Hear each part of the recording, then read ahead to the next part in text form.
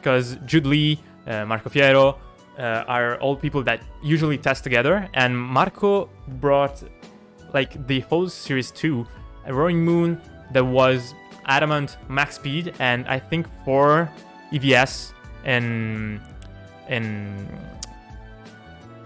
max attack and 4 EVS in speed.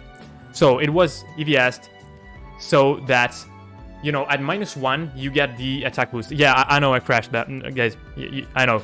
I live in a very, very unique town. So yeah, that was very, very clutch in my opinion. That Palafin spread, but not enough. And that bulk on Roaring Moon came into play way more effectively. That was honestly a while. Like, I think that set is it feels like it summarizes Regulation C pretty well, because it's like, oh, you know, the teams are really similar, but like the EV choices, the moves, and like the Terra types, all of it makes such a big difference, right? Grass Terra Palafin without haze, Zelda with that really clutch haze kind of earlier in I think it was game 2 or game 1. That was a huge deal. Yeah. I think to me the biggest surprise was King Gambit just putting in a lot less work than I expected. Yeah. I think part of what was tricky is, it's just like you do have to like get the turn correctly with it, right? And it's like, when do you commit your Terra? Adi was holding on to his Terra because in game 3 he wanted the Grass Terra specifically for Palafin so it could wall Mungus. But man, Roaring Moon surviving that wave crash in particular, just with the sliver of HP, that was obviously such a big deal as well. And so yeah, like I think Adi definitely had a little bit of misfortune in games 2 and 3. He got the special defense drop against Amoongus in game 2, so that was fortunate for him. And then in game 3, had some unfortunate luck in the end game. I'm not sure how much the crit mattered. I'm curious if, like, you know, Palafin just ends up fainting from the recoil anyway. It would have been really close. But yeah, either way, that was a really fun set to watch. Like, yeah, and I agree. Great adjustments by both players, especially Zelda going with Roaring Moon in game 3. Like, what a call. Yeah, I expected him to be going for Tinglu actually, but yeah, Roaring Moon was enough. Considering that we didn't know about the Terra Grass on Palafin, and it was very, very important since acrobatics was a threat to that Palafin anyways, even if it didn't come into play actually. But yeah, it was kind of, you know, that thing that made you confident that even if Arcanine dies, you have a way of touching that Palafin. So yeah, as you said, very good adjustments. And I would say we introduce our new players for the second BO3 of today. And these are two, like, you know, new buys of VGC. And we have Maluka against Snow. You know, Korea against Japan. Both very solid players that bring, like, team building styles that we are not used to. And that is, like, one of the sources of their success. Maluka, of course, studying in Canada, I believe. Somebody will correct me if I'm wrong. Okay. And he attended one tournament this year since he's busy with university. And, you know, he won it. So what can you say to him? And so, yeah, San Diego regional champion. And Players Cup 1 runner-up. You know, he came out with the COVID-19, with the online tournaments, Players Cup. And in the NPA, he has also made his name with this top 4 on NPA 11, so last season with Symbionts, against another veteran of NPA, that in NPA 9, that it bothers me that I wrote like 11 in Roman numbers, and so I'm just gonna change it. Wait, so results Snow. No, okay, yeah, not like it bothers me a lot.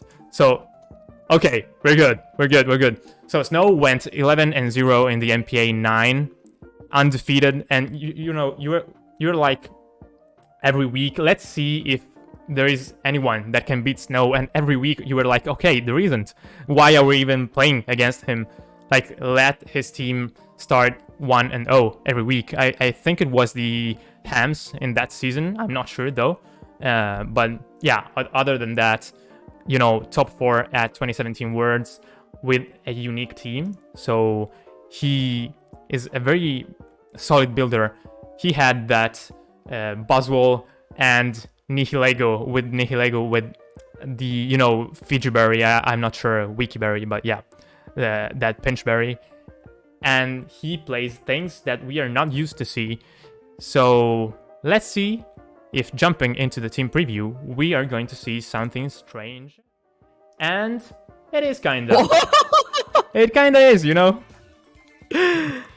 Okay, the worm is loose. I like it. There's a Orthworm from Snow's side, as well as multiple of the Ruin Pokemon, Ting-Lu, Chien-Pao, and Chi-Yu, and then Dragonite with the bundle. And so, some pretty clear combos here. Dragonite synergizes really nicely with the Chien-Pao. Bundle plus Chi-Yu is really solid. And then, yeah, I mean, you have to imagine, like, there's at least multiple strong ground type attacks from the Ting-Lu, maybe Earthquake, maybe more than that as well. But it synergizes well with Orthworm. Orthworm, something that popped up, I feel like, after EUIC. David Kotesh did really well with it. Part of the idea is what's really interesting is if you Shed Tail into Dragonite with multi-skill, Dragonite gets a substitute up, it still has multi-skill at full HP, you can Dragon Dance up with it and can really start sweeping. And Miluka here is just using a very standard kind of Palafin balance team. A couple of interesting techs, right? There's the leftovers here on the Ting-Lu, the Clear Amulet on the Baxcalibur as well, but Clear Amulet here probably not going to be as useful. It can stop Icy Wind drops, but there's no Intimidate from Snow's End. And so I'm so excited to see the Worm. Oh, that's awesome. Yeah. And an interesting set on Miluka's side is also the Fiji Berry on the Arcanine. And it is going to be useful in this game because there is no Amoonguss. So not having those safety goggles is not as concerning for Miluka, which is going to open up with Ting-Lu and Palafin against a pretty standard lead for Earthworm with that Ting-Lu on his side. All right, the Worm is out. That makes me very, very happy to see. I think, one thing that I'm curious about is the Earthworm set. Is it mainly here to go for Shed Tails? We've seen like Iron Defense Body Press be a thing, and that's actually fairly good here as well. But, I like this. Okay, just trying to go on the offensive immediately. Whoa, look at that Palafin set. What? What is it? There's no Haze, there's no Substitute, there's no Protect. It is Flip Turn and Taunt. What are we witnessing? And this is a Terra type on turn 1. Probably the opposing Ting-Lu. Yeah, with the Terra type Fairy. Oh my gosh. I'm at a loss of words. So, Terra Fairy of opposing... No, this is not the opposing Ting-Lu. Okay, it's Miluka's Ting-Lu. And Palafin here taunting that Earthworm to not letting it use Shed Tail.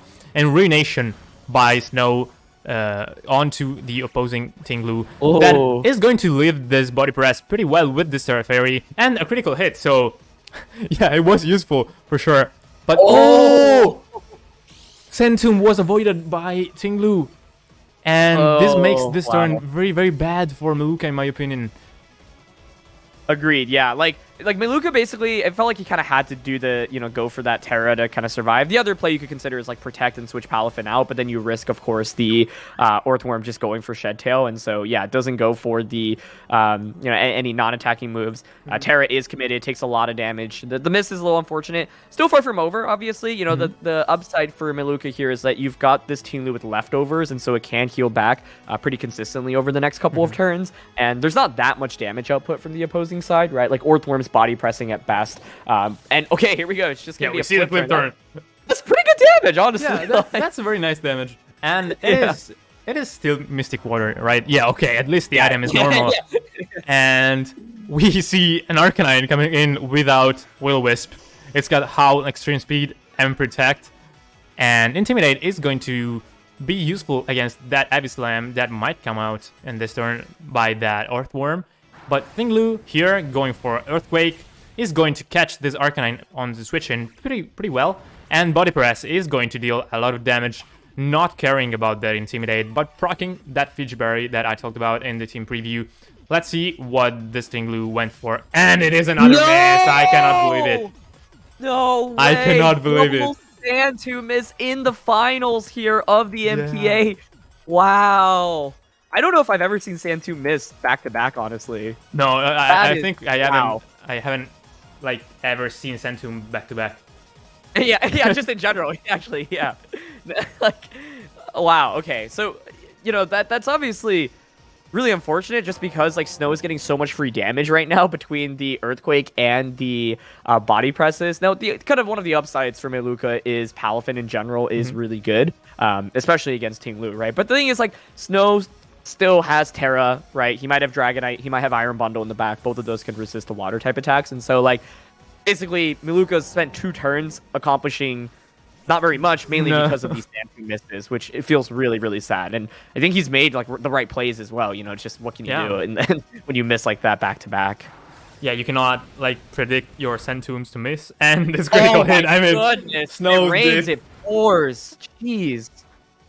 And Centum hitting at least on the third try. Yeah. So right now you're kind of forced to taunt that Earthworm though, since you don't want anything at all coming in onto the field with the substitute. But doing so, you're probably going to lose Palafin. Yeah, so it's so tricky, right? It's like, do you go for it, or do you just think, you know, the Earthworm is just gonna, you know, not go for Shed Tail here and just, you know, end up like wave crashing instead? I think the main thing here is like Maluka's obviously incredibly behind, but it doesn't feel like the game's like 100% over, right? Like it definitely feels like there is still comeback potential. But of course, it's been basically as unfortunate as it gets, right? Like you got crit, you missed 2 Sandtombs as well. But okay, Jet Punch here is finally going to secure the first knockout of the game, and yeah, that makes sense. You know, you've forced the opposing Team Lu to stay in here. Yeah, and it would have been and this survival. This survival is huge.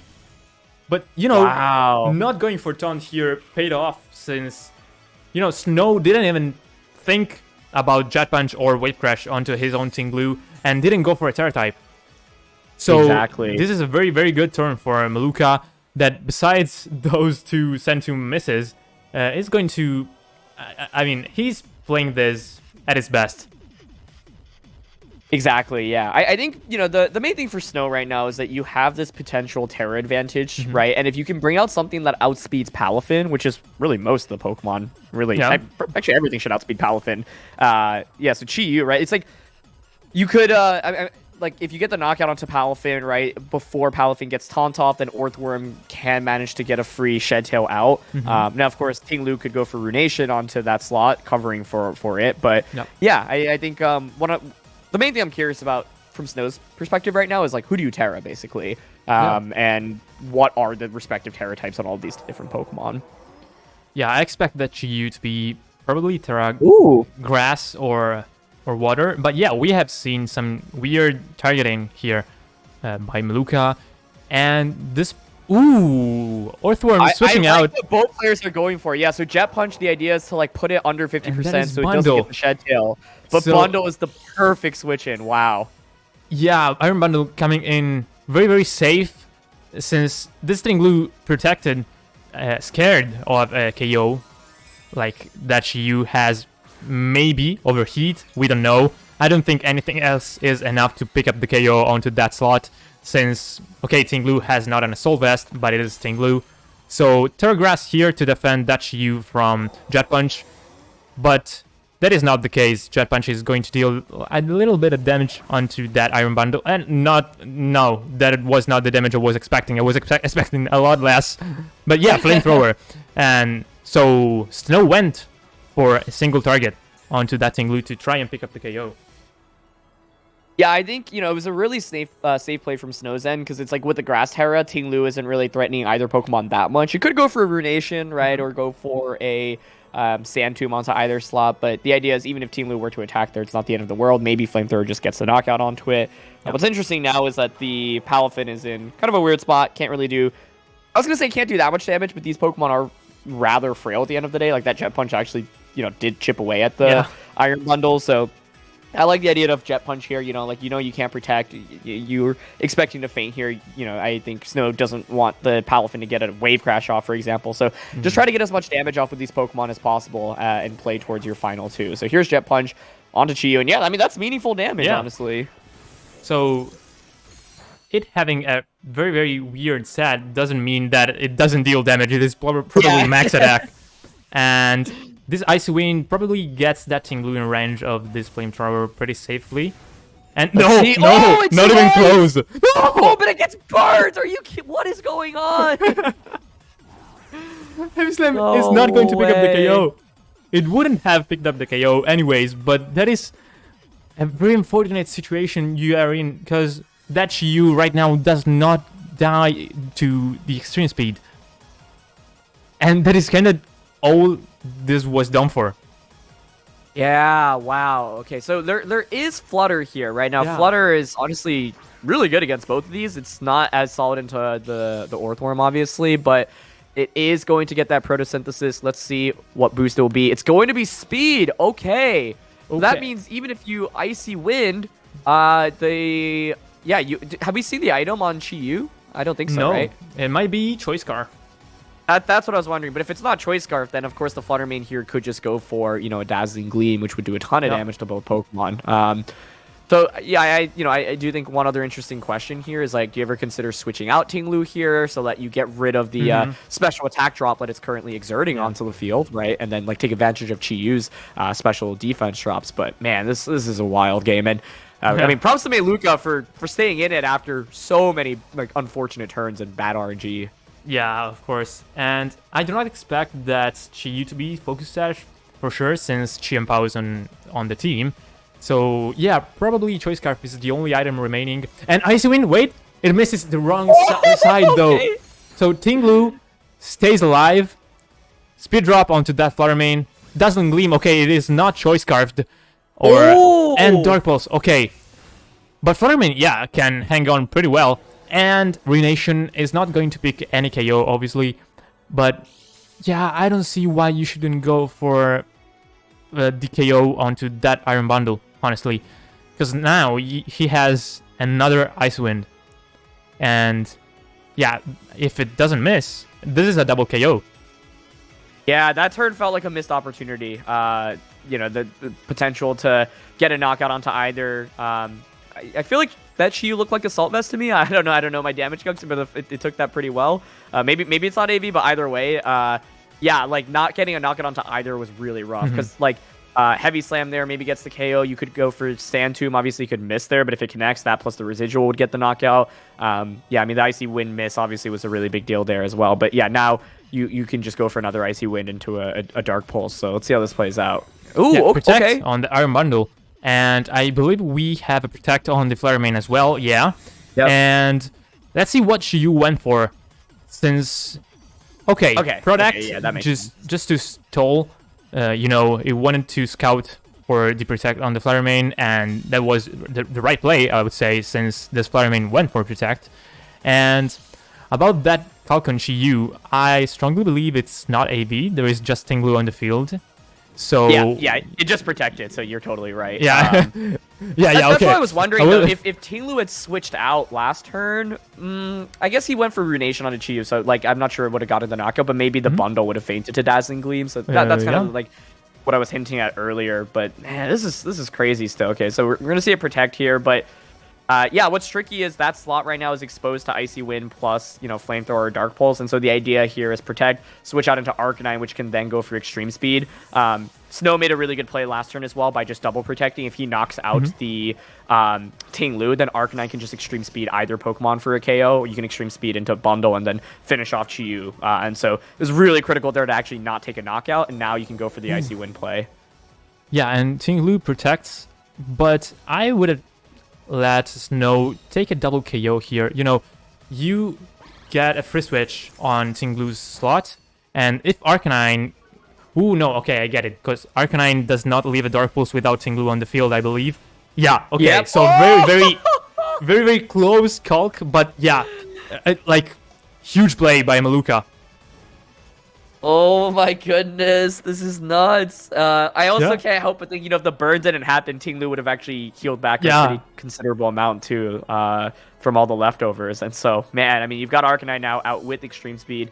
Tinglu's the slowest Pokemon, of course. Like, both of these Pokemon will just faint to an Icy Wind. The Arcanine, of course, could Extreme Speed into either slot right now. There is still Flutter waiting in the back. But the other thing you have to consider is what do you do against Orthworm in the end game, right? Like, how are you beating Orthworm? I thought, like, we don't have the team sheets here, so I don't know the full Orthworm select. If it doesn't have a Steel type attack and its only offense is Body Press, then Flutter Mane actually does completely wall it. But okay, Tinglu switching out into Flutter here.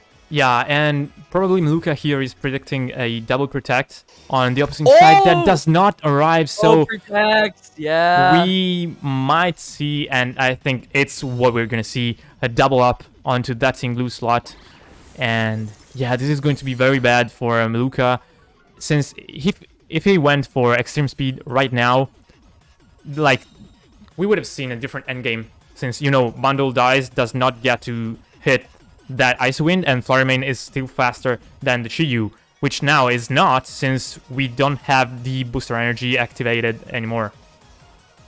Yeah, I think it's really hard to win the game now if you're Meluka. Definitely can respect the prediction there, especially because Snow had, gone for that double protect play earlier. But Snow makes a really, really good read there, ends up not going for it. And so, oh my goodness. I mean, this was such a close game. It's still not over, but yeah, there's like, 35 combined HP between all three Pokemon. Yeah. So it's getting so close. And, Bondo does have the faster Icy Wind right now as well, and Arcanine could Extreme Speed one of the two slots, but of course it can't knock out both Pokemon, so gonna try to go for the KO into Bundle here, which makes sense. Yeah, I think Meluka here is hoping for a very, very slow Chi-Yu set, as we might see, but it is not the case. But hold on. Why?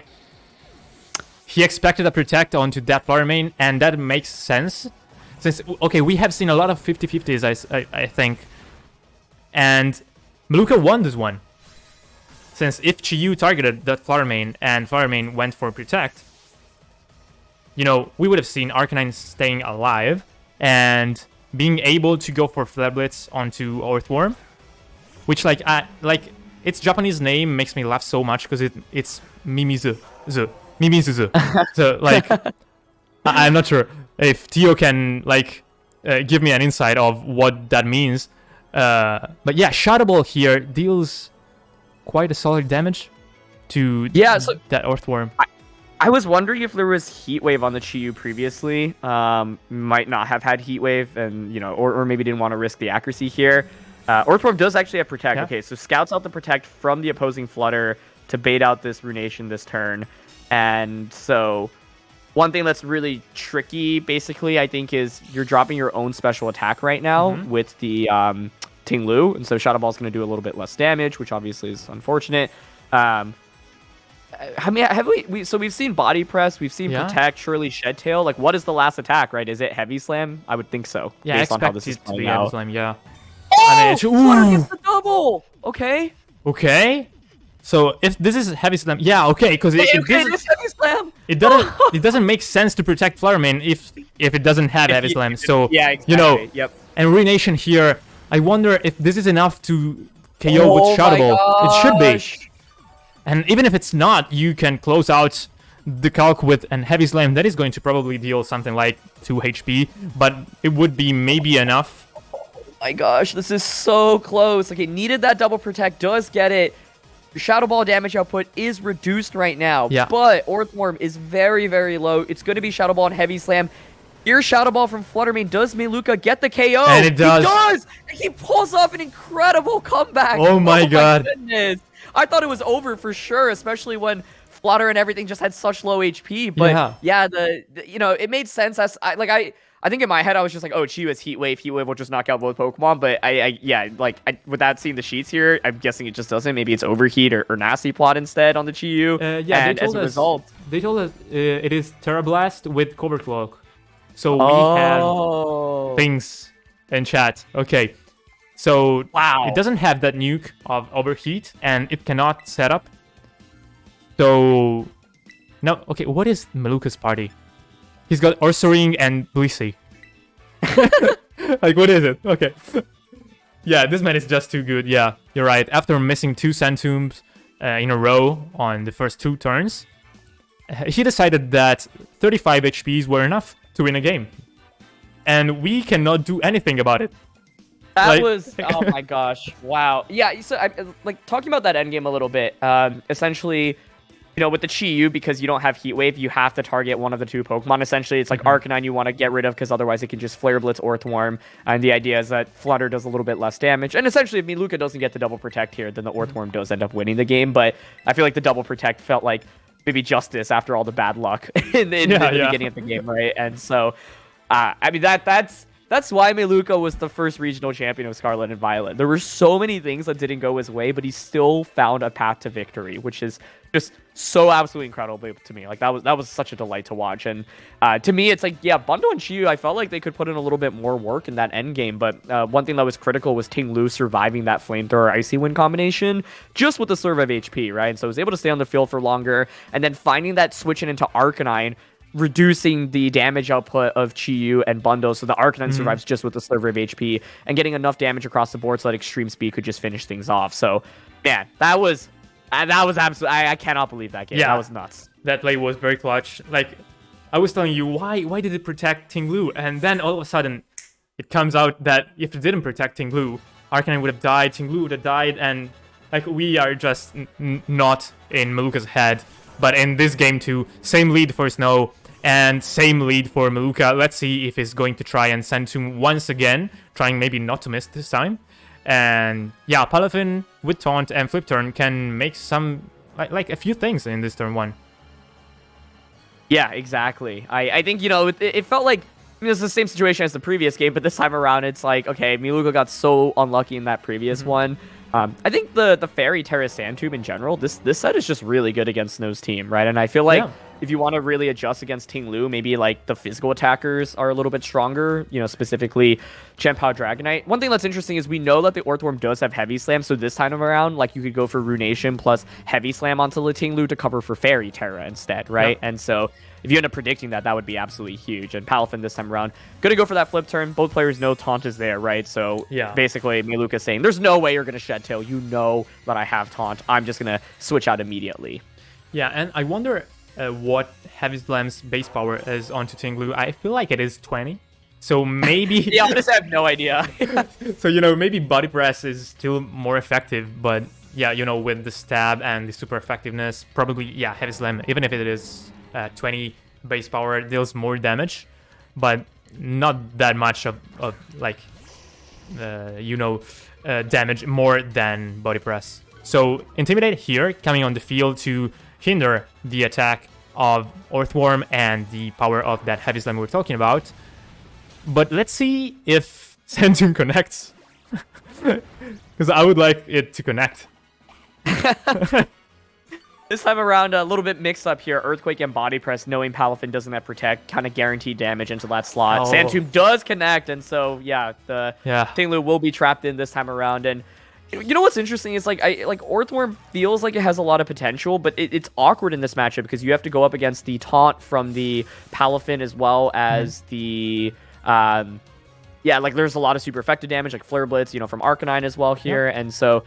Snow does get some quick damage on the board. Like, I'm curious kind of how he's gonna try to play this differently from the previous game. Mainly because, like, Chiyu and Bundle didn't feel like the strongest, like, end game closer. From that last one, I wonder if the adjustment is maybe going with Dragonite Chien-Pao instead. I feel like those could put in a lot more work, but let's see. Yeah, and a thing that Toller pointed out in the chat is that Ting Lu on Maluka's side is slower than Earthworm. So Earthworm is not free to go for, you know, Shed Tail, because whoever comes in is threatened by Ruination, and Substitute just goes down. So this is an interesting, like, part of this matchup. And Palafin coming on the field against a Ting Lu that cannot switch out. The best thing he can do is, you know, using the Terra type, whatever that is. And Earthworm just, yeah, you know, it deals some kind of damage, but it is not as impactful as you want it to be. And Ruination, proccing the Citrus Berry, you know, you have the Ting Lu to heal it back up with an Earthquake, thanks to Earth Eater. But I don't know, I see Maluka in a very, very good spot right now. Yeah, I really like how he's utilized Sandtomb, kind of just trapping things in, because now it's like Ting Lu on the opposing side. It's like you don't really want to waste your terror on it, but you kind of just have to give it up. Like, and Snow is in a really kind of passive position right now. So yeah, Ruination plus you could either Jet Punch or Wave Crash. I mean, Jet Punch I think is really safe here. No need to take any recoil from Wave Crash, and you know you're faster as well. So this is a really safe play. Not really too much that Snow can do to get around it, and so this is why, like, getting that initial Sandtomb is so important. And it's really cool because you not only trap your opponent in, but you're also dealing pretty consistent residual damage. So Ting Lu is out of the way now from the opposing side, and there's the Shed Tail. Okay. So it comes down to whether Ruination hits or misses. But I mean, after game one, I surely hope for Maluka that this hits, and this is the Dragonite, so yeah, there has been an adjustment on Snow's side of the field on, like, the 4 he brought. Let's see if there is the Chien-Pao as well, and Ruination hits. So that combo you were talking about with the substitute and the multi-scale is not coming onto play in this game. And yeah, that is I huge. definitely like the Shed Tail from Earthworm there, though, just to get out, because, like, it's just in such an awkward spot where, like, Body Press is not doing that much damage, Heavy Slam isn't doing much, so it's more like less about getting the Shed Tail successfully with the substitute, more so just getting it as a way to switch out without, like, taking any damage. So the upside is that you do get Dragonite in without multi-skill broken, and so, it's in a position to potentially go for something like a Dragon Dance if it has it, especially since neither of these Pokemon can, like, quickly KO it. And it's interesting, okay, it's going to be Bundle here with the Dragonite, so not Chien-Pao. And I feel like, Flower Mane is very, very good in this end game. Yes. Since, you cannot threaten that much damage onto Flower Mane unless you go for the Terra Flying. And if you go for the Terra Flying, Wave Crash just deals a lot of damage to you. Exactly, yeah. It just feels like Earthworm can't really do what Earthworm wants to normally accomplish. And Bundle's damage output, just not that great, especially with Ting Lu lowering its special attack as well. And so, like, I think, like, Ting Lu in particular, a Pokemon that's pretty valuable. Okay, it's just going to be a Hydro Pump, no Terras, into the Palafin, though. And it predicted the Arcanine to come in to go for yeah. Intimidate. But the flip turn reveals itself to be a very good choice for Maluka in this specific situation. Because either your opponent goes for Freeze Dry, and I'm not sure if it does KO with Ting Lu on the field, or exactly. it does no damage. Because he predicted the hard switch onto Arcanine, but that is not what happened in this turn. And Arcanine bringing back that Dragonite to +0, since this Dragon Dance brought the Dragonite at +1 attack and speed. But, Ruination, I think we saw an Inner Focus, or am I dumb? I'm probably I thought we dumb. saw the Intimidate, but yeah, I okay. could be wrong. No, okay. Back to +0 then, and Ruination, a lot of work here. Yeah, I think, like you mentioned, the lack of hard switching there is because you feel probably pretty safe and in front of, with the Ting Lu kind of decreasing Bundle special attack. So, yeah, Arcanine gets to come out now. I mean, Bundle is exerting some pressure, but as you called out earlier, it's kind of about putting yourself in a Flutter Mane endgame position where you can kind of just click Dazzling Gleam a bunch. I definitely can see, like, Dragonite having the comeback potential, mainly because right now, like, Maluka doesn't necessarily have, like, a ton of damage on the board, but Extreme Speed will start things off, and that actually did a lot more than I would have thought. Yeah, that is a lot of damage. And Freeze Dry, wow, okay. Yeah, Snow just keeps predicting these art switches on Maluka's side, but Maluka just doesn't care. He knows that he just has to spam damage, and at some point, Flower Mane is going to come on the field, and this Extreme Speed plus Heavy Slam knocks out Arcanine, securing the game for Maluka, since I'm quite sure that Flower Mane is fast enough to outspeed that Earthworm even after, 4 Ice Winds or whatever. Yeah, I think basically what Snow is going for here is, like, I'm so far behind in the game, like, I need Dragonite to, like, potentially get a sweep if I want any chance of winning. And so, yeah, like, the matchup does feel pretty favored towards Maluka, especially after game 1, right? It was like Maluka had so much bad luck, and he still was able to find a way to win. There is the forfeit. So, yeah, Snow's going to forfeit, and Maluka here is going to win 2-0 after... I mean, that first game was absolutely crazy, but that second game, it felt like... The main thing here is, like, Earthworm just didn't honestly provide that much value. Maybe it forces a Terra early out from Ting Lu, but that's basically it. And it just, like, wasn't able to do what it wants to do with Shed Tail. And I really wonder if, like, Chien-Pao and Dragonite were paired next to each other. Like, I feel like Chien-Pao's offense here felt like it could maybe put in a lot of work, but I guess the fear is Intimidate from Arcanine and Palafin just in general being able to kind of have a favorable 1v1 matchup against it. Yeah, and Chien-Pao, as you said, would have been more of an offensive threat for Snow, since that Ting Lu wasn't threatened that much by Iron Bundle, and Ice Spinner probably would have dealt more damage and would have boosted, Dragonite. And that is a combo we have talked about since, December, maybe. And we were expecting a lot of Choice Band and, Life Orb and Priority Spam, but it is not how this combo is going to be played in... I expected the next months. I don't expect it to be played this way, and we are seeing a lot of more controlled things that in this game in particular, with the Dragon Dance and with maybe an haze to erase that Intimidate, could have been better than the Iron Bundle, even if probably he was scared of the Flare main boosting the speed. Yeah, exactly. Okay. Oh my gosh. Yeah, so the situation right now is 3-3, so we might want to take a look at the standings. Yeah, 3-3, and it comes out to the very last game. And here's a fun fact. Desu has played the first game of this NPA. He's opened up the season, and he's going to close it out. Because this was the last game played of these Samurais against Cruisers. So yeah, Dave is kind of going to be one of the commissioners for the NPA, playing the first and last game. And I'm very curious about what is going to happen in this final match. But yeah, let's just introduce our players. Oh, it all comes down to this, though. NPA finals, like the team tournaments, it doesn't get more exciting than literally, coming down to the very final game. And the pressure in these matches is just so unbelievable. Yeah, you couldn't be more right. And two players from Italy. Dave, I was mixing up Dave and Desu, but yeah, Dave Cognetta just got top 32 at London, but I didn't include it here because, this guy is just busted, so he's got more results than I have hair on my head. So, got finals at UIC in 2017 and at OCIC in 2017. He lost both of them, unfortunately. But he's been very consistent in all of the previous seasons. Unfortunately for him, the last season didn't go as well, since after the pandemic situation, the CPs were a lot close between players, and he ended up with, I think he's in the chat, I think he ended up with 299 CPs, and 300 were like what it was enough to get the invite. But 297. Okay, I was wrong, but yeah, still very close. And cuts in the regionals, a lot of cuts, and he ended up third in the first Players Cup Global Finals. And he's paired up against CML, which is a player from South Italy as well.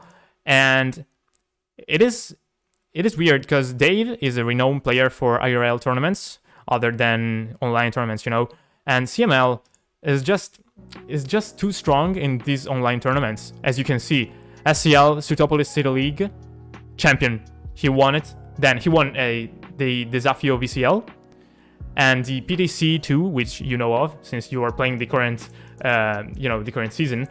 But yeah, he's won. I think there is another tournament that he has won.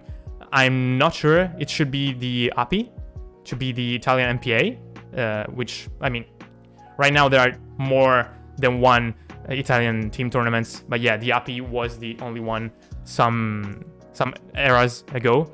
But yeah, it all comes down to this last BO3. And, Dave has been playing Earthworm as well in London. So yeah, I'm taking a look at the team preview, and I think I should share it with you. And we have it. We have it once again. Oh my gosh, Game 7, the final match of the NPA Finals, the final match of the NPA season. Yeah. And we've got Earthworm. Earthworm was just defeated by Desu's teammate, but now he's got the Earthworm this time around, and he's up against a very standard Palafin Balance team. Yeah, and Earthworm should have a very, very great matchup into that team, but I'm not sure how he's going to play it out. I mean, you usually want to go for Tinglu and Earthworm in the lead, but this is not David Kutesh's team. This is Dave's team for the global challenge that he has built, I think. Or is it? Wait. Now, this is David Kutesh's team. Okay, so he's got 3 Earthquakes, I believe, in the team on Dragonite, Tinglu, and Gyarados. So Earthworm being paired up with any of those is going to be very healthy. Oh, you didn't play Earthworm in London. Okay, yeah. I misremembered. But yeah, there are some changes. Yeah, okay. And I'm curious about this matchup since, yeah, once again, Desu should have the matchup on his side, for sure. All right, yeah, like the last game, Orthworm struggled for a couple of reasons. It was up against Runation, Tinglu. It just, like didn't really have great setups in general. You also had to face against Taunt from Palafin, right? Which is a pretty rare tech, but that was honestly even the threat of it made it a lot harder for Orthworm to start shed tailing. This time around, I think it's in a much better position. So Gyarados with an Intimidate, and man, what an Intimidate this is into Arcanine and Palafin, two physical attackers. I think CML here is definitely going to have to consider, switching out early, but you potentially just give Orthworm the ability to shed tail immediately, and that in itself is very scary. Yeah, because Shed Tail, it does not pass the drops and boosts. So in this case, Arcanine dropped Orthworm's attack, but with Shed Tail, you're not going to pass that -1 to whoever is coming on the field, probably Dragonite. And yeah, that's a very interesting interaction. You probably didn't want to make it busted with, boosts by the Shed Tail user into Shed Tail to pass the boosts. But okay, ooh, and Will-O-Wisp misses onto the Gyarados. I'm going to translate for you this game. It's another once again. How the hell? I was like, why is Orthworm not shed tailing here? But that's the answer. It's Taunt Palafin on the opposing side. Wow, what? And this Taunt tech really popped up in the finals. Huh? Yeah, and okay, we see Bud Press and what's it called? Bulldoze on Gyarados, dealing some good damage. So Arcanine here missing the Will-O-Wisp makes this turn completely in Dave's favor, since, Earthworm didn't choose to go for Shed Tail. And right now, Gyarados can kind of spam those status moves, even if there is Taunt on that Palafin.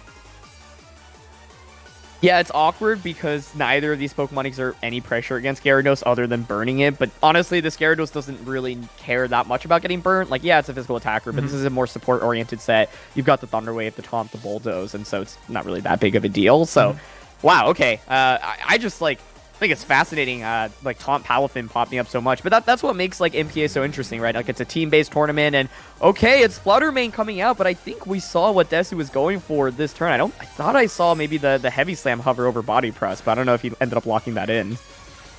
Yeah, and Arcanine is going to go for the Terra-type Water in this turn to try and not get that super effective damage by either Waterfall or Bulldoze. And Taunt from the Gyarados onto that Arcanine. So, this is curious, since Bulldoze, having dropped that Arcanine, yeah, Taunt is going to be effective because Arcanine cannot choose... Oh, there's the Heavy Slam! Arcanine cannot choose, Will-O-Wisp, but that Heavy Slam catching that Fluttermane on the switch and was huge. Wow, this is such a strong position right now for Desu, and this is where maybe that miss earlier does impact things a little bit, because now you can actually waterfall the Fluttermane, and even at -1, I would think maybe it's enough for a knockout. But yeah, incredible back-to-back turns here for Desu. Really, really nice play going for the Heavy Slam there, and basically it's pretty low risk there, because what is Palafin gonna do, right? Yeah, I can maybe Taunt, maybe it could go for a -1 Wave Crash, not gonna be that much damage, and if it stays in, okay, yeah, Heavy Slam doesn't do much damage, but the incremental gain you get from that slot switching into Fluttermane is so huge, and so gets it correctly, and Desu's in such a nice spot right now. But okay, Thunderbolt. Yeah, Thunderbolt, but if you want to KO Gyarados, you have to lock yourself on Thunderbolt, or maybe, yeah, I'm not sure because I wasn't attentive, but was it Booster Energy or was it Specs? I don't think we saw Booster. No. Okay, so if you lock yourself onto Thunderbolt, there is a downside. You are locked onto Thunderbolt. So yep, that is a thing you have to be aware of. And a curious thing is that they've tried to click Shed Tail this turn, but it didn't work because it was still taunted, and taunts wear off in this turn, so it might come into play right now. But Tinglu against a Fluttermane that is locked onto Thunderbolt, you want it. Absolutely, yeah, and the Arcanine on the opposing end, of course, is still taunted, so he can't go for Will-O-Wisp either. Could go for Dragonite as well, but I don't think Dragonite really makes that much sense, because then you can Thunderbolt the Orthworm. I guess with Dragonite, one play you could go for is Extreme Speed Arcanine, and then just Heavy Slam the Flutter, try to just get the knockout there. But yeah, I think Team Lu's a really safe switch in here, and that's going to be what's coming out. So it's one of those things where honestly, like Gyarados accomplished a lot in this battle. One thing that could be a little bit scary for Desu is now you don't have Gyarados to intimidate or resist the Palafin, but you still have Dragonite in the back as well, and Dragonite, can take attacks from Palafin pretty well as well. So I think he's happy taking that trade. It's one of those where it's like, okay, I just want to see what your Flutter locks into, and I either get an attack off with Orthworm or Gyarados, and even just getting one off is pretty good since I have a pretty big lead right now. So clicking Shed Tail right now is pretty risky, but you probably know that if any of your opponent's Pokemon's attack Earthworm... Okay, this is not what I was thinking at all, but yeah, paralyzed by Thunderbolt and Flare Blitz, so yeah, it didn't matter what the move of choice was for Earthworm this turn, and Tinglu might do some nasty stuff in this turn since it might take both knockouts, yeah, and that's the case since Earthquake is a move that you want to run in this team for the Earthworm synergy. And double KO, you have the Palafin in the back, which is at half HP, and a Pokemon that we still haven't seen, I believe.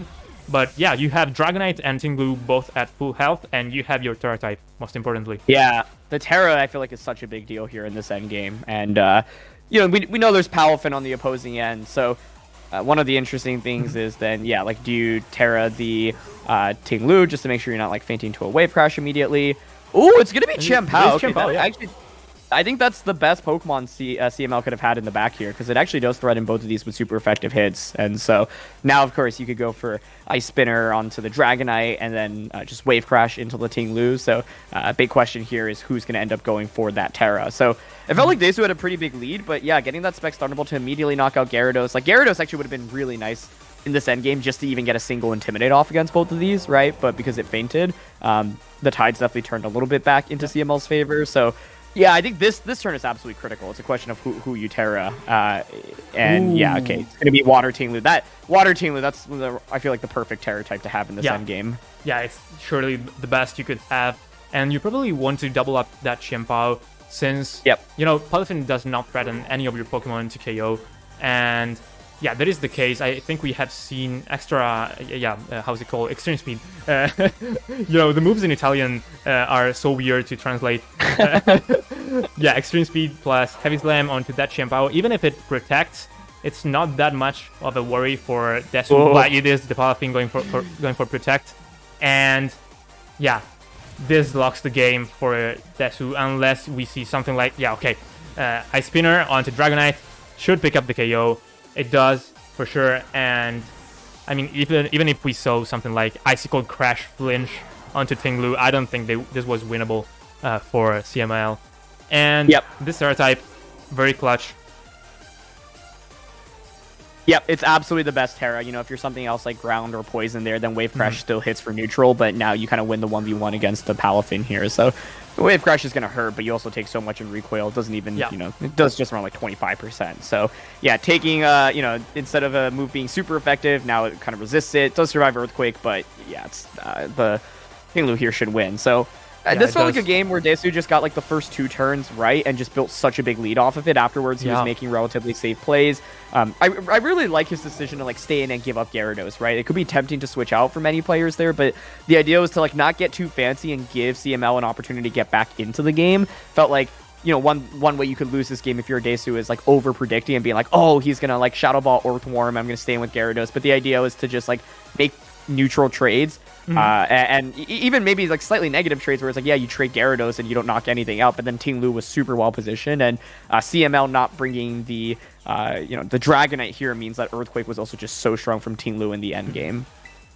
Yeah, we have seen Desu, as you said, playing around these even trades, and we didn't see him go for any switch-ins.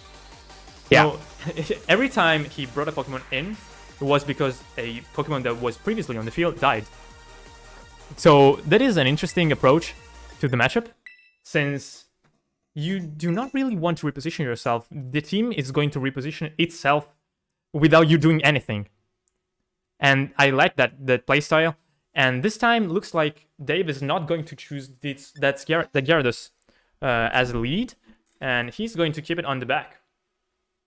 I wonder if this is maybe anticipating like Flutter Mane coming out immediately and pressuring it with like Thunderbolt, or I think what's interesting about this matchup is like Amoonguss is really hard to bring because of this. Okay, yeah, back to Gyarados. I honestly Gyarados is like okay, really deciding between two. I can respect that. You've got all the time. You know, you're up one game. This is the finals. If you win, you secure the championship for your team. So yeah, I think Dragonite from CML is something that I think would be an interesting adjustment. Now, I get why it didn't come out in the last game because you risk the Intimidate from the opposing side from Gyarados. It's not that good into Orthworm either. So it's going to be back Gyarados this time around. And I think this makes a lot of sense. You know that your Gyarados can't protect. You know that the Flutter has Thunderbolt on the opposing side. It feels kind of bad to like commit your Terra to Gyarados. Like I think what who did such a good job of in that last game was like really calculating this end game super nicely and realizing, okay, like Water Ting Lu should just beat you basically in this end game. And I'm actually looking at CML's team and I'm like, how do you even beat Ting Lu easily with the composition once it turns into water? It's really tricky, honestly. You gotta either maybe burn it with the Arcanine. Like Flutter really doesn't do much into it. Maybe Dragonite can, you know, like set up in front of Ting Lu, but Ting Lu's just a really nice kind of win con in general. But okay, here we go. Palafin, Arcanine, and Orthworm plus Flutter main. Yeah, so probably the Gyarados would have been the right choice for this game too as well. You know, the matchup being so in favor of Desu thanks to this Orthworm, I think this is going to matter from some certain points of view, since you have used your booster energy on Flutter main, and if you want to bring Gyarados in, you have to waste the item. Yeah, definitely. Flutter kind of in an awkward spot here right now, right? Like you are threatened by not super effect, you're just strong physical damage from both Pokemon. One of the fascinating things is once again the taunt mind games from Palafin, right? It's like, okay, you know Palafin is taunt, but you know your opponent knows you have taunt, so like, do you actually bother going for it? And yeah, I'm really excited to see how even turn 1 plays out, because man, the taunt mind games are kind of crazy. Yeah, and in this scenario, if you want to use taunt, you have to be aware that that there is a Specs Moonblast, boosted Moonblast on the opposing side. So you cannot leave your baby Palafin taking a Moonblast, and that Protect is going to do the job. But you know, Flare Blitz coming into that Flutter main deals a lot of damage, but leaves that Orthworm free to go for a Shed Tail, and this is huge. This is huge because Orthworm eats the Citrus Berry and is ready to come out on the field once again, but passing this substitute to probably Dragonite is going to be very important. Yeah, I like the setup there. You know, it's like you said. And there's no Dragonite, my bad. Yeah, Ting Lu is such a good Pokemon to bring out, though, right? Like earlier, we were talking about like going into this match, how do you beat Ting Lu? And it's like, okay, you can burn it, but how are you gonna burn it if it's behind a substitute, right? Because like now it can just Terra Water, and oh my gosh, this is nasty. Like the Ting Lu is just so well set up right now. Like it completely walls with Water Terra, Arcanine, and Palafin. What do you even do this turn if you're CML? I'm like, this is, you know what's coming your way. You know at least Water Terra is coming. Like, yeah, I mean, you could like try to Jet Punch, but that feels bad. Like, it feels like maybe the best approach is try to get rid of the substitute so you can burn it next turn because you know it's Assault Vest Ting Lu. But I'm like not sure you even ever knock out the sub here, even if you were to like the Gyarados Intimidate is just such a big deal. Will-O-Wisp, Wave Crash, like you're just completely walled by this, and I mean this is one of the reasons why this is a really cool anti-meta call. Yeah, and with this Gyarados coming in, as you said, like there is no way Ting Lu ever gets the substitute broken in this turn, and like, yeah, as you said, what do you even do if you're a CML? Like, there is Ting Lu right now with 2 ground immunities on the team that can just spam Earthquake. And okay, you can go for the Terra Water or whatever, but is it going to be enough? That is what I'm wondering. Like, the thing is, like, I don't know. I feel like Arcanine is not what's going to win you this matchup, right? By tearing that, like, yeah, maybe you survive the turn, but what do you get as a result, right? So, I don't know. Like, maybe the idea is basically I need to break the sub and then burn it, and at least if you Water Terra, you survive Earthquake for a little bit longer, so I kind of get the vision here. But my question is, how in the world are you breaking the substitute anytime soon right now? Yeah, you're investing a lot of resources to... Oh, wow. Okay, and you're not going to invest a lot of resources to break that substitute, but can you really afford to ignore it? Okay, no, but this is not going to be 2-hit KO on the substitute, I think. Yeah, so, no way. So, you know, being at -1, Baby Palafin, you don't have remotely enough damage on the field. And this Earthquake is at +0. And, oh my goodness. And, you know, yeah, it deals a lot of damage. even if you Terra Water, you know, you're at +0 and you're using a stab. So, yeah, I'm not sure. I'm not sure how CML can bring this back. I don't like to call games like so early on, but this is just such a commanding position. Like I just the aggression of the turn 1 Shed I love that play because it's like, yeah, you know, your opponent has Taunt Palafin, but if they just get it wrong and you get the Ting-Lu out, it's like, it feels like basically game over, right? So it's a really calculated decision by Desu, especially because he was already up 1 game. And so, like, to me, I thought CML's path to victory was maybe using the combination of, like, Dragonite and Shampao if he had that in the back to, like, slowly break through the Ting-Lu. But I just don't see how Ting-Lu is fainting anytime soon. I guess part of the idea here is maybe you give up the... Yeah, okay, you get multiple wave crashes off, but, like, I still don't think this is breaking the substitute either. So, like, if you're not going to burn the Ting-Lu... Oh, it does. Okay. Okay, what? Well, that makes things a little bit more interesting. Yeah. And that's why I was like, you know, I don't want to call the game too early on. Okay, so there is potential Will-O-Wisp pressure now, but part of this is like, look how many resources CML has to put in just to get to this point in the game, right? It's like, had to commit Water Terra and had to Wave Crash twice without switching out Palafin just to break a substitute, right? Yep. And so... Like, okay, now I think the interesting decision is, do you consider switching out Ting-Lu? Yeah, because you know Will-O-Wisp is probably coming your way. I think Earthworm is such a safe switch in. You could pretty easily bulldoze here. You could also just, you know, go for Waterfall to maybe finish off either Pokemon here. Thunderwave, also a viable consideration. So, like, a lot of possible plays here. But, yeah, I like the idea of making sure Ting-Lu is conserved. And, you know, what's interesting now is you can go for another potential Shed Tail after this turn and go back into Ting-Lu. Yeah, and I think that Desu is pointing out in the chat that we both didn't see, I think. I don't know if you catch that, but Palafin is Clear Amulet? Oh! Or is it? I don't know, Dave. Did I read correctly? Yeah, because neither of us noticed that in game 1 and 2. Yeah. And Taunt coming onto that Gyarados, but it's kind of too late since you're slower thanks to that Thunder Wave. And Will-O-Wisp onto Earthworm. Sure, it's going to nerf Earthworm's damage, but you know what? Like, why wouldn't it go for Shed Tail once again? Yeah, exactly. It's such a safe setup right now. So, oh my goodness, Clear Amulet definitely interesting. I feel like I'm so conditioned to expect certain items on certain Pokemon, so I never think about anything else. But that is very very good to pay attention to. Okay, so Chiampao is here in the back. That at least will, you know, it's a good time to switch into it, I think. But. Okay, double switch. Yeah, onto Flower Main. But you know, here this Bulldoze plus I'm not sure this is a good double switch. Because you know, Bulldoze plus Shed Tail is going to bring a monster on the field, whatever it is. If it is Flower Main, if it is Ting-Lu, it's the same. I think this is not a situation you want to be in if you are CML. This is a Shed Tail masterclass. Like, I think if someone had to ask me, hey, why in the world would I ever use Earthworm in Regulation C? I would be like, watch game 2 of this set. Because I think it's so incredibly well played. I think to, like, manage to get 2 Shed Tails, of course, throughout the course of a game in itself is really smart. And also, like, making sure, hey, like, I'm not taking any risks with Ting-Lu right now, I think is also really, really smart. So, man, like, the synergy this team has with, like, the self-healing thanks to Earthquake and Bulldoze is honestly kind of wild here. So, you know, it's like, okay, you've got Flutter, you've got Chiampao out, but neither of these are really doing that much damage thanks to the Assault Vest, and you have the Substitute protecting you. So, like, what's the path to victory here? Maybe it's, like, breaking the Substitute this turn and then doubling up onto it again next turn. But then the thing is, Earthworm is also coming back out now, and it gets the heal back as well thanks to Earthquake, and Earthworm's offense is actually very significant against both of these Pokemon right now. So, yeah, I'm still trying to just see, like, how CML can get to a victory right now, because I think, like, especially with how Desu's been playing this game, he's just been playing perfectly.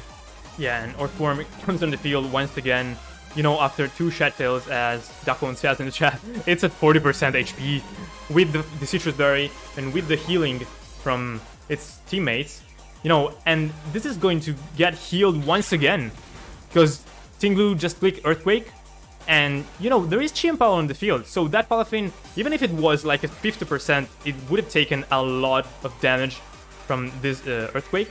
But yeah, Earthworm is back in the green health, so it can set up a Shed Tail once again if it wants to. Oh my gosh, look how much damage Earthquake is doing as well. Like, yeah, to me, like, the lack of Dragonite here makes it so easy to just click Earthquake with basically no repercussion at all. Yeah, no levitating Pokemons on the field, on, like, even in the back from CML, as you said. And yeah, Fluttermane coming on the field, okay, it's the Pokemon that can deal the most damage to Tinglu in this spot, but how much can it do? Like 40% at best? Yeah. And yeah, I don't think there is a position where, you know, CML can threaten Tinglu or Earthworm. No, okay, Earthworm, yes, but threaten Tinglu for a knockout. It feels like you need I don't know, like a double critical hit right now with the Tinglu from both Flutter and even with that, the Earthworm still gets to attack as well. So, okay, or go. Oh, you know, the Thunderbolt is super. Yeah, but is it? I didn't notice. Oh my god! Super yeah, it just. Yeah, because of the water turn, but it still did such little. Yeah, the Earthworm will faint here, but you know, it's like. This water Tinglu is just so good, and it's taking advantage of Qianpao lowering the defenses as well. So Qianpao just faints now. Flutter is locked into Thunderbolt. Final 2 Pokemon, and I'm sure the Samurais can taste the NPA championship right now, just a couple turns away from it. And Arcanine being so low, cannot put anything into work right now, and like the opposing Fluttermane kind of has to target down Dave's Fluttermane, but Tinglu closes this out with an Earthquake. So double spread move here on Desu's side. And I think we can crown our new champions after this turn. Tinglu to secure the championship. I love the ordering of the games too, right? Because like Meluka had... and this is it. Wow. Oh my goodness. Wow. The Samurais are going to claim the NPA championship Desu with a 2-0 victory. And I have never seen Earthworm look so good in VGC before. Yeah. Oh my goodness. So, congrats. Congrats to all the Samurais team for making it this far. Undefeated. I would like to underline this. Undefeated. They only tied twice against Seed 2 and Seed 3 of this NPA season. And they just rammed through all the playoffs. And, 7-0-2 was the score for the regular season. Yeah, and they won it all. So very well deserved to all of them. And GG to everyone else taking part in this NPA season. I'm not sure when the next one is going to be. Maybe the commissioners in chat can help me through it. But yeah, the Aaron background is so fire. They tell us, Kunal, it says that your background is cool. Oh, thank you. So that was incredible. Those games are nuts. I think obviously the first set between Zelda and Adi was so back and forth, and it was a lot of great adjustments by both players. The second set was Meluka coming back from a really unlucky game 1 and pulling off this amazing comeback, and then just dominating game 2. And then in this set it was Desu just playing Earthworm. So I haven't even tried out Earthworm in VGC yet. I'm like, I want to try use this team after watching him play, because that was beautiful. That was. I honestly don't know what CML could have done much in given the Pokemon he brought. I felt like Dragonite was like maybe the only adjustment you could make, but even then, it's honestly such a tough matchup still. Yeah, and Dave played it perfectly, knowing that this was his best matchup. Probably, it is a team, but that is specifically designed to counter the Palance, as we call it right now. And yeah, he proved it. So I don't think we need to spend any more words about this matchup and how he played it. He played it so well. So we are at the end of the season. Thank you so much, Aaron, for joining me today.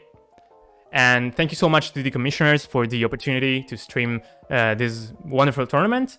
And see you, I don't know, I hope so. See you next season. And thank you all for being here to support the stream. So, bye.